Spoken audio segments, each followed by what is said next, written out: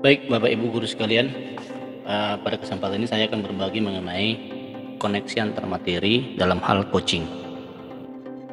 Eee, Seperti yang kita ketahui ya, Ki Hajar Dewantara sebagai Bapak Pendidikan, telah mengemukakan bahwa pendidikan itu adalah proses menuntun yang dilakukan guru untuk mengubah perilaku murid sehingga dapat hidup sesuai kodratnya, baik sebagai individu maupun bagian dari masyarakat. Proses menuntun tersebut dapat dilakukan, salah satu caranya adalah dengan melakukan proses coaching. Coaching dalam dunia pendidikan sangat sejalan dengan filosofi pemikiran Ki Hajar Dewantara. Dalam coaching ini ada proses menuntun yang dilakukan guru sebagai coach kepada murid.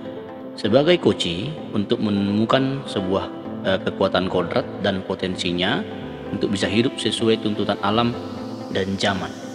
Dalam proses coaching, guru sebagai pamong mengajukan pertanyaan ya, efektif dan reflektif untuk menggali segala potensi yang dimiliki murid dengan tidak memberikan solusi, akan tetapi mengarahkan mencari solusi.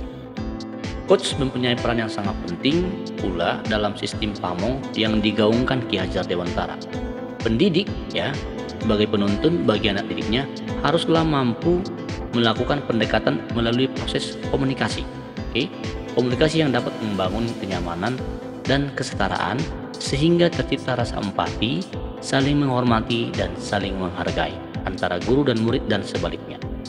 Proses komunikasi yang dijalankan melalui serangkaian proses untuk menemukanali segala apa yang dimiliki murid sebagai bentuk kekuatan untuk menyelesaikan segala apa yang dihadapinya. Proses tersebut tercipta dalam coaching ya. Selain itu ada juga pemikiran Ki Hajar Dewantara dengan konsep tuturi handayani, di mana murid adalah mitra belajar. Guru bukan lagi sumber pengetahuan satu-satunya, akan tetapi ada murid sebagai mitra dalam mencari kesepahaman dalam belajar. Guru bersama murid belajar bersama mengenali kekuatan yang dimilikinya untuk melejitkan kemampuan yang dimiliki murid. Bukan lagi waktunya guru cemerlang sendiri, akan tetapi bagaimana murid pun menjadi bersinar. Guru membantu murid menemukan kekuatan untuk bisa hidup sebagai manusia seutuhnya. Guru sebagai coach merefleksikan kewawasan murid untuk menemukan berbagai kekuatan yang dimiliki mereka dengan penuh kasih sayang dan persaudaraan. Guru sebagai coach menghindari keinginan untuk memaksakan kehendak dan mengharapkan pamrih, ya, mensucikan diri tanpa ikatan, menjadikan murid insan paripurna.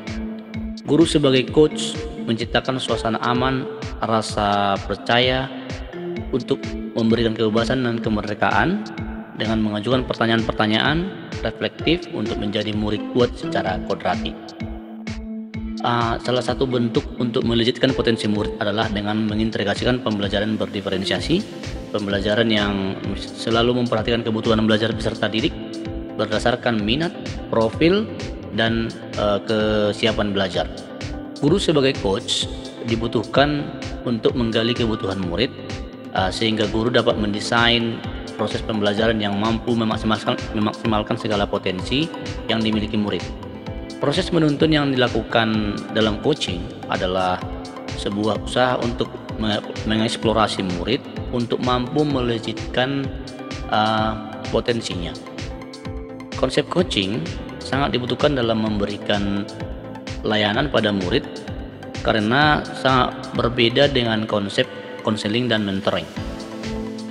Coaching tidak hanya berawal dari masalah, tetapi dari kondisi yang memungkinkan peserta didik mampu memaksimalkan potensi dan kekuatannya untuk menemukan dan menyelesaikan sendiri permasalahannya.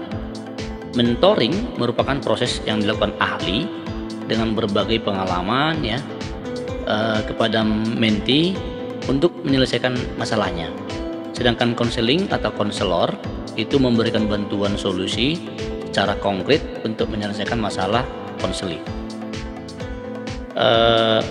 Seperti yang kita ketahui ya, pembelajaran yang berpihak pada murid itu tadi menggali potensinya ya, yaitu yang pertama adalah melaksanakan pembelajaran berdiferensiasi, yang kedua pembelajaran sosial emosional, dan yang ketiga itu kita harus menerapkan coaching.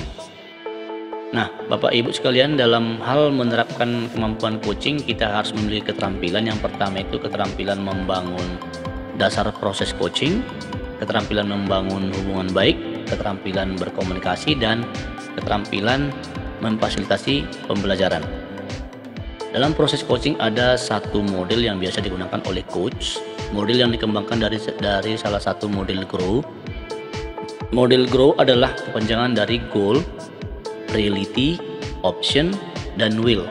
Goal itu maksudnya tujuan, ya. Coach perlu mengetahui apa tujuan yang hendak dicapai coachee dari sesi coaching ini.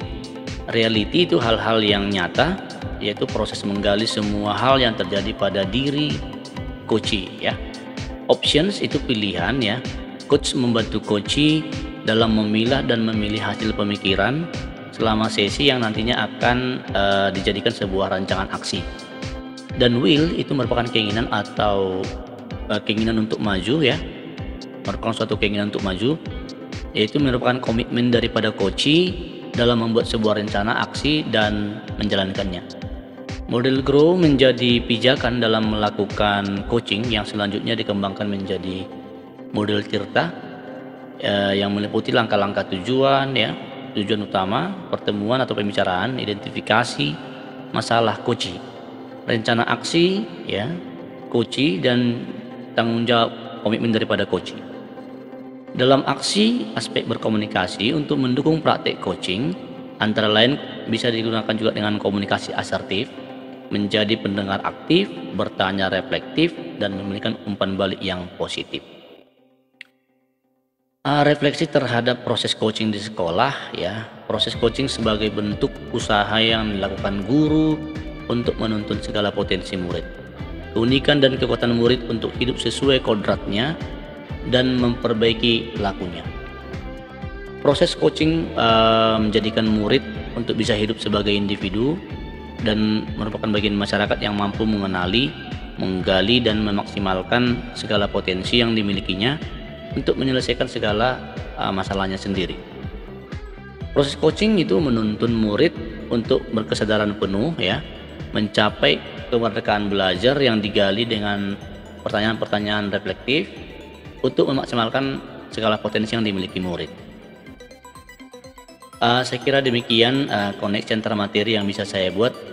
Saya Tongam Roni Marsa Alesianturi, CGP 2 Kota Medan.